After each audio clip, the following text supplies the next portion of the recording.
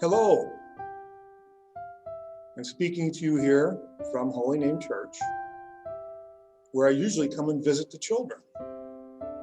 But very much like 1918, this is hard to do. Everyone is staying inside, staying safe, protecting themselves from this virus.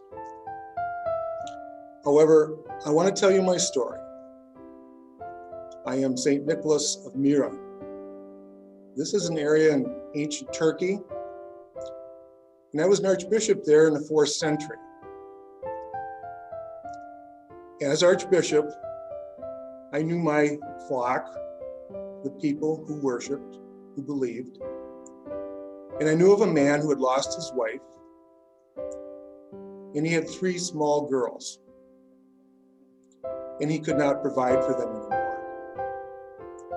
So as the custom was at that time, since he could not provide for his daughters, nor provide a dowry to offer to a family that would marry any of his daughters as they grew older, he made a decision to sell his children. This was not unusual in my time. I prayed and prayed, and I decided that I would act on God's behalf.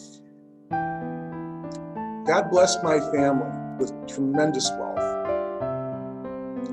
So I decided in the middle of the night, under the cover of darkness, that I would visit this home, and I left 3 small pouches, one for each of the daughters, so that family would stay together. Not only was it a gift of gold, but it was also a gift of hope. Hope for a man who was hopeless and had felt that he needed to sell his children just so he could survive. This hopelessness, it saddens me, and I see a bit of it in today's world with what we're going through. We're waiting patiently, anxiously for this vaccine.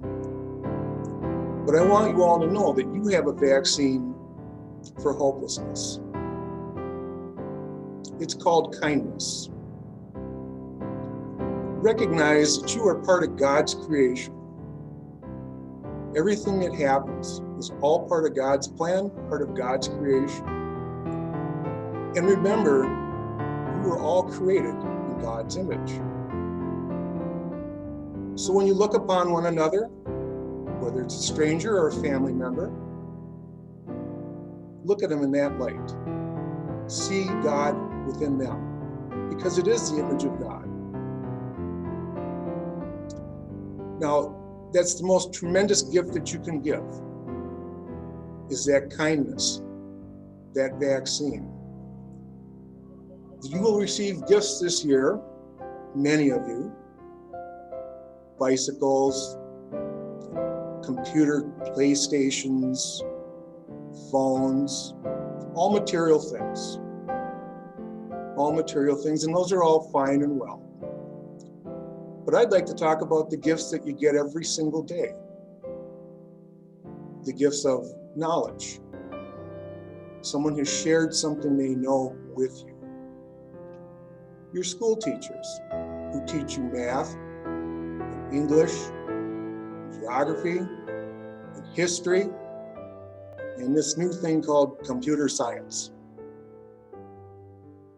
Or your older brother or sister who showed you how to throw a ball. Or your mom and dad who showed you how to tie your shoes. Think of all the little things that you take for granted every single day that were taught to you. In that regard, you've received that gift. You know how to do those things. So be sure as you go through your life to share those gifts with others. Many of you will grow and have your own families, and you will teach your children the very things that were taught to you. Those are the most precious gifts that you can receive in this world. You can also give gifts back.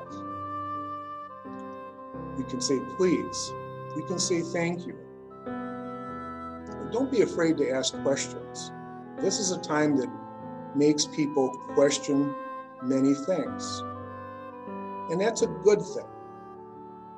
If we didn't have questions, we wouldn't have answers. We have people working on vaccines for this virus right now. Why are they doing that? Because they have questions. What is this thing all about?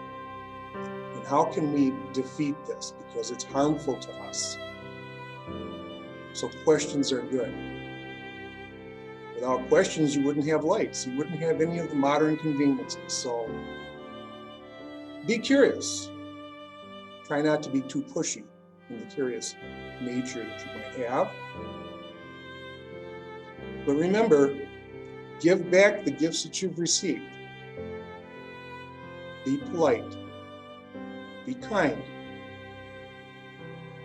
Now, you older kids, and I can call almost everyone here kids because I'm about 1,600 years old. I've been around a while. So I want you to think about the most important gift that you can give to one another, and that's the gift of forgiveness. There may be someone that you're at odds with. I heard recently it was called a lover's quarrel. Try to reconcile your differences. Love one another. Start there. Then you can learn to love the stranger and to look at the greater world around you and see Christ in everyone that you see. You will be very surprised that this gift that you've given will end up being many gifts being showered back upon you. You will get more than you gave. It will be amazing to you. But I want you to know that we are all praying for you. We know that progress is being made. There are better days ahead. So be kind to one another, love one another, and have a good Christmas.